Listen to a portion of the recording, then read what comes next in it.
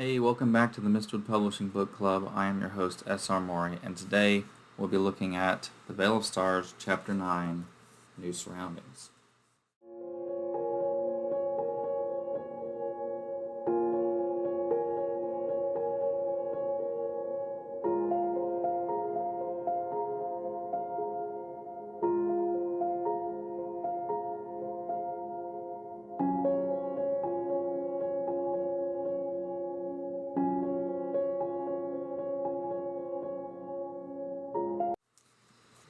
So there's a lot going on in this chapter, and I'm going to do less of a summary, more of just talking about its meaning with a little bit of a summary in it. So the first section, we're finally getting, okay, well, this two main storylines are finally merging, and we're kind of seeing two worldviews clash between Narbad and Talia. Talia finally comes up and speaks to Narbad, and she's trying to kind of be hopeful. And I mean, obviously she feels kind of bad about the whole situation. She doesn't really know everything that Narbad is coming from, but she did see his mother executed, and so she does have somewhat of an understanding of some of the suffering that he has gone through.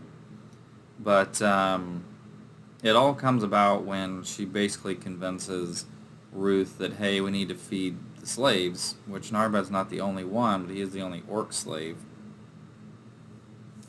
And they're pretty much using the slaves as pack mules at this point, and as people that can, clean and put tents up. And that's mainly because the horses, as established in the previous chapter, they cannot handle the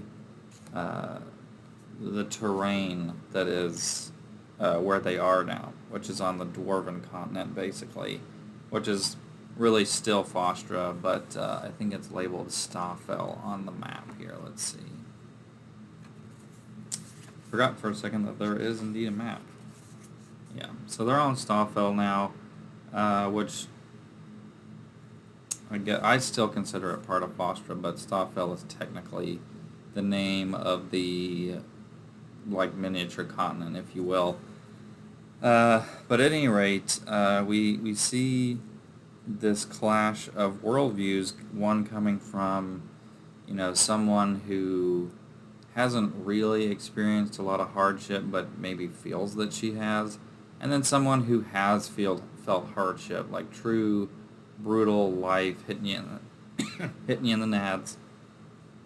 And I'm speaking from experience of whenever you have especially when you have just experienced one of these extreme situations where life kind of hits you in the nads, people come up to you and they are like Talia, where they've never experienced anything like this before, and they feel like they know what you're going through, and that they somehow have the answer to your pain.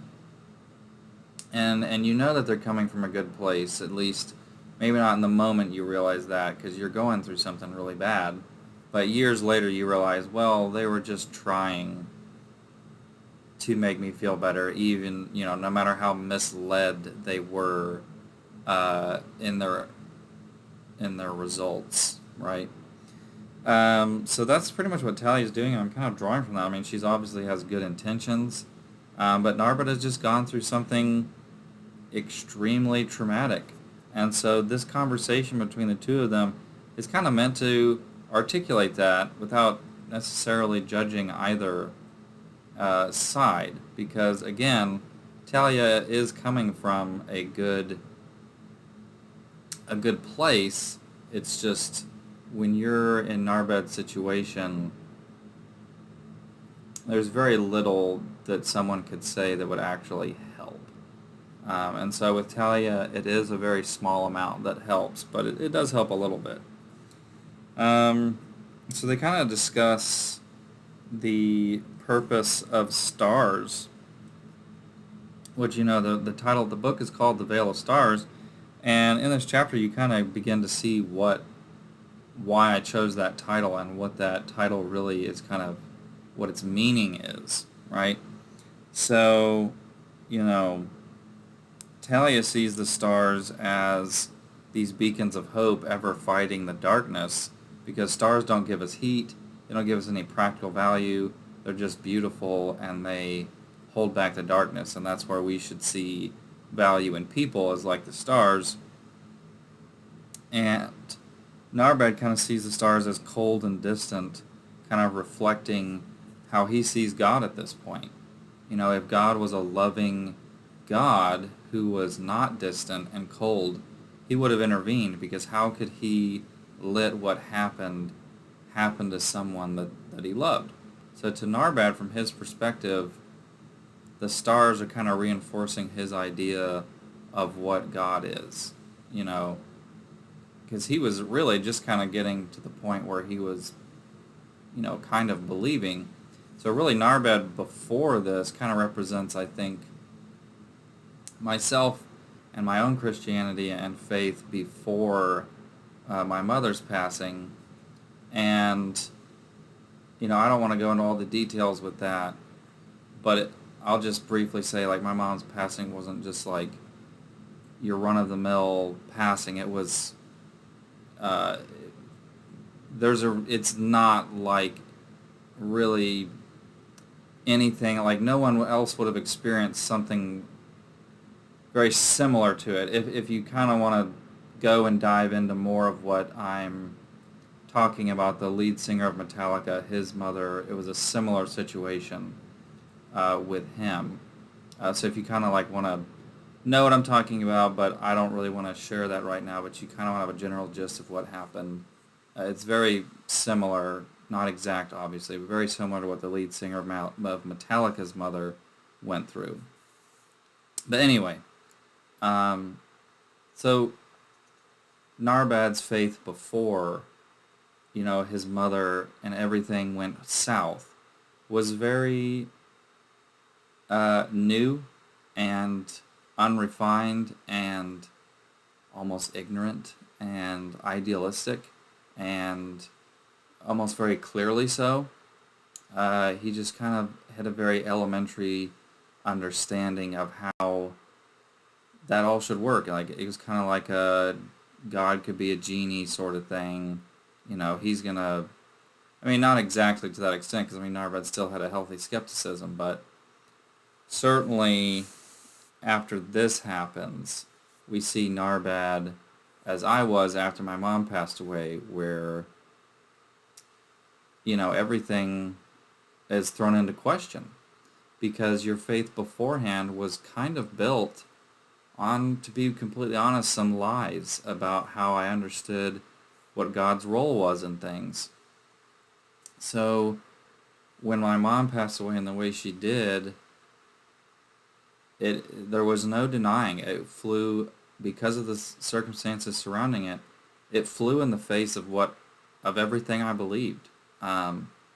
If what I believed, the way I believed it was true, she wouldn't have died.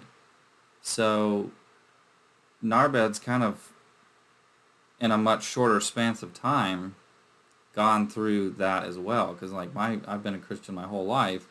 My faith before that happened, you know, was obviously a lot longer than Narbad's experience in this book. Although he did grow up hearing the stories with his grandfather, you know, it's not really the same.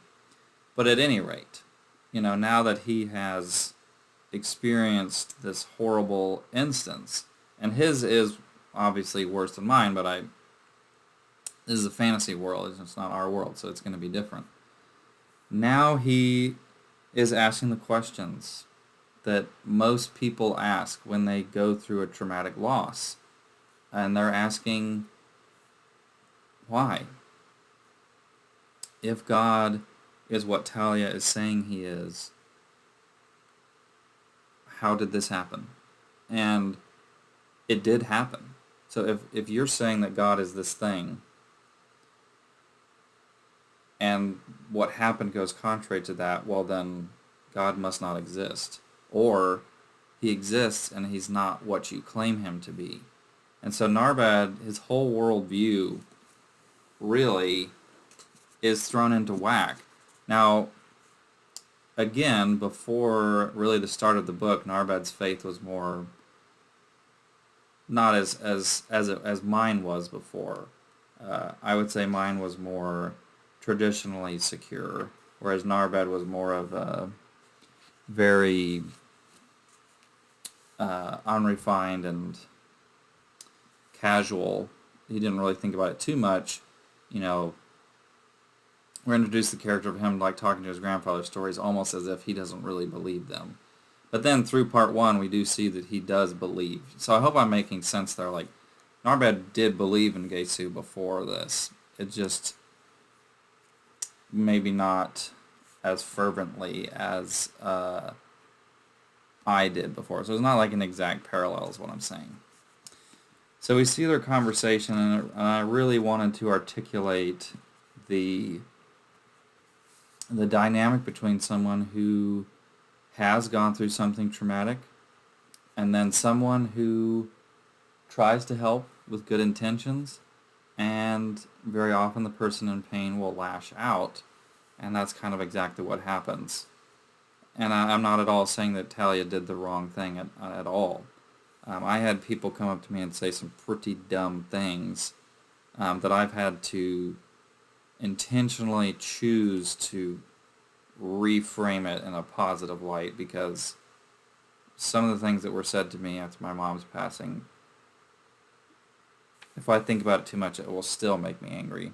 But at any rate, then we kind of have a different scene where Narbad meets some of the other characters, and they're each kind of doing the same thing that Talia did in their own little way, and that's just further kind of explaining when you're going through something, when you've gone through something terrible, people try to help you, and that's nice. But when you're going through something, sometimes in the moment you don't really appreciate it, and you kind of push it off because you, to a certain degree, at least with me, I kind of just wanted to be left alone. Like, the perspectives that I appreciated the most were just people that are like, this sucks, and I'm not going to try to fix it for you because there is no fixing it. And I think that these characters, like Nelid and the dwarves, they're not so much trying to fix it, they're just trying to distract him by getting him to focus on other things. And you know what? That is actually a pretty good approach. Maybe not like the day after someone's experienced something, but maybe like a couple weeks afterwards. Trying to distract someone's not a bad strategy. But with the dwarves, at least, they're in typical dwarf fashion, they're bringing up some of the harder topics, and Narbad in his bad mood is more than willing to engage in those conversations. And I do like the moment where Narbad clearly kind of analyzes Boflin to see if, can I overpower this dwarf and use his weapon to escape, and Boflin kind of laughs at it. And kind of, I like you kind of sort of thing.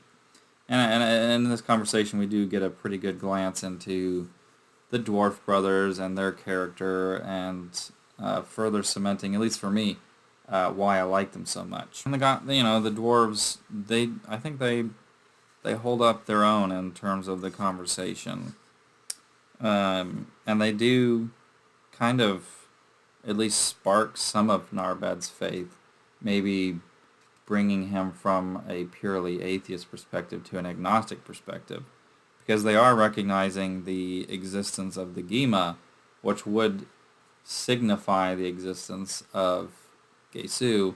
So at least Narbad's interest is perked there, but he's left asking the questions of, well, if Gesu is real, why did all of this happen?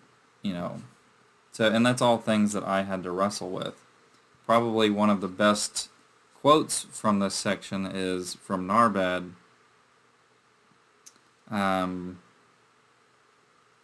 He's reflecting on the previous night. Talia's words from the previous evening resurface. The stars did not look like beacons of hope to him. They seemed far away and unbothered by the events in his life, just as Gesu appeared to be. A cold light, distant and uninterested, he whispered to himself. a veil offering false hope for fools to reach for, but I will stretch my hand no longer. And that's really kind of articulating how I felt after everything that happened. Thus, every time Narbad looked up upon the night sky, he saw a God who did not care. What sort of love would allow his mother to suffer as she did? Narbad did not understand. He could not possibly know. Um, who could after being through all he had been through? A cold light, distant and uninterested, he repeated to the darkness. A cold, distant God, a God hidden behind a veil of stars. And right there we get a pretty good glimpse as to, okay, what does the title mean, the Veil of Stars? The Veil of Stars is, and you do also drawing in that when he first sees Talia, he sees stars in her eyes. So what are stars in this title? Like, what is the Veil of Stars? Well, it's exactly how it is in this line here. The actual stars would be the existence or the presence or the spirit of God, right, if you will. And so at this point in the book, Narbad very much so feels like there is a veil of clouds covering the stars, covering God from him. Like, if God is real, he's not interested in me. He's not interested in helping me because he didn't help me. And Narbad feels very betrayed by that.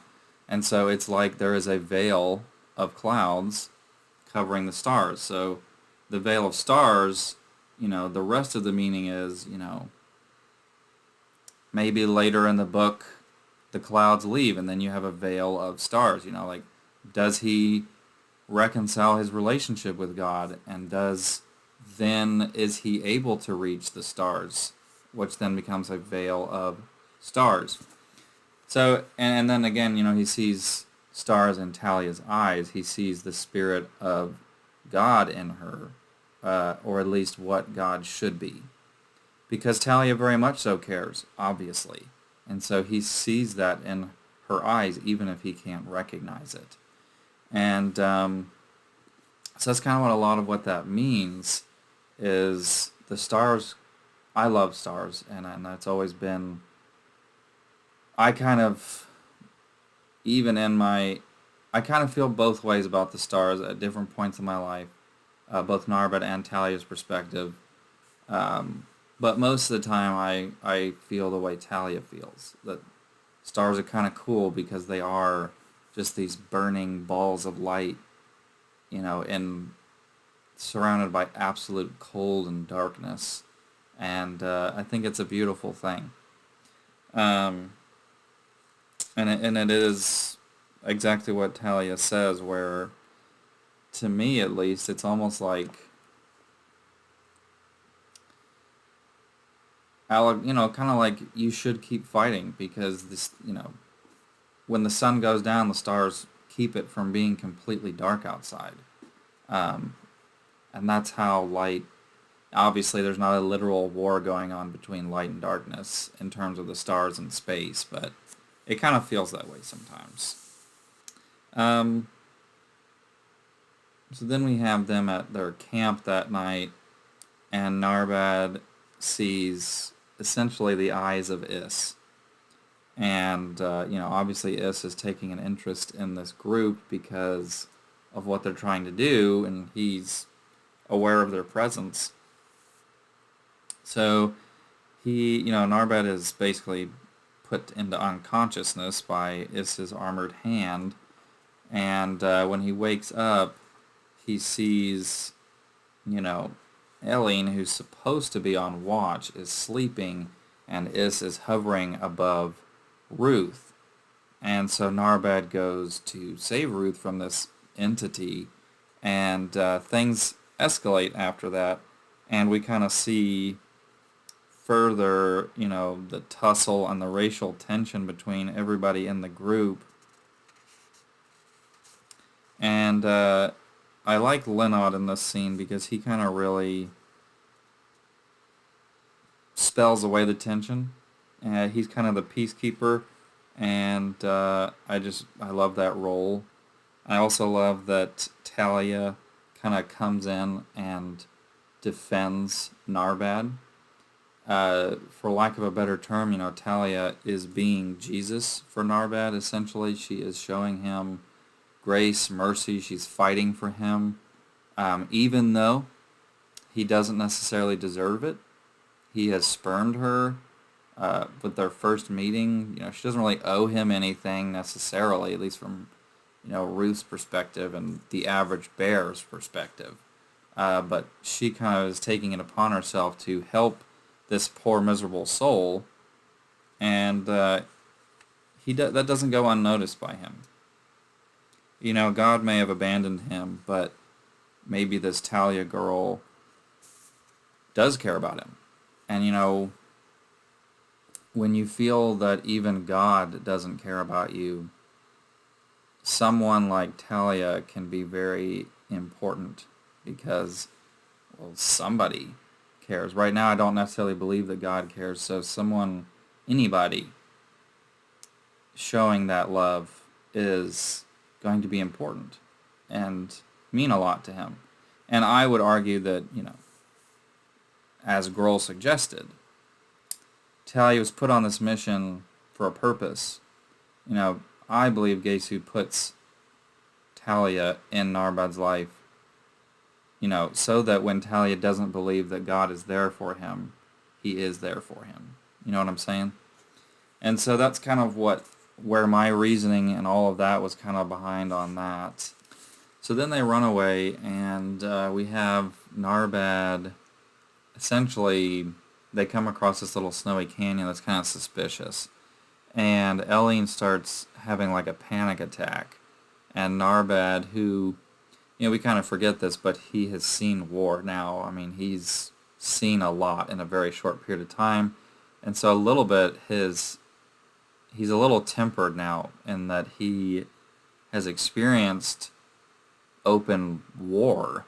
And so he's kind of, when you're put in scenarios like that, you're kind of forced to grow up really quickly. And so Narbad kind of already is like this veteran warrior in a sense because he has he's already lived through something pretty intense.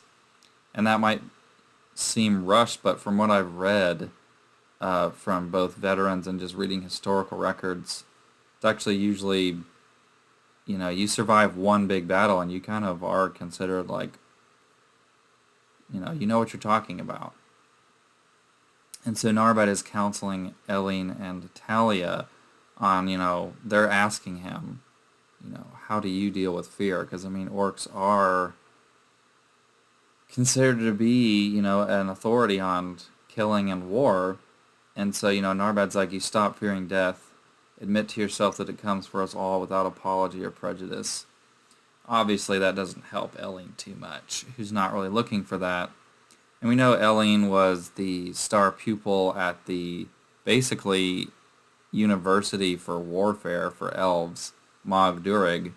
And so he was top of his class. He's supposed to be like this really advanced warrior, like a no-brainer for the team. And we see that when he's put under pressure, he cracks. He's afraid of dying, and he causes some trouble. His fear and his inability to overcome his fear of death puts the companions in a bit of trouble, and he straight up has a panic attack and attacks Narbad and Talia. And this chapter kind of ends on a bit of a cliffhanger there. Next chapter, chapter 10, is called Red Snow, and we kind of see the fallout of Eileen's inability to be a warrior, basically. And, yeah, I don't want to say anything else about Eileen's journey or any of that, but mainly this chapter, New Surroundings, is mainly meant to pose two different perspectives of Narbad and Talia and kind of set up the explanation of what the title really means. And hopefully you enjoyed it. Have a lovely week, and I will see you next week. Peace out.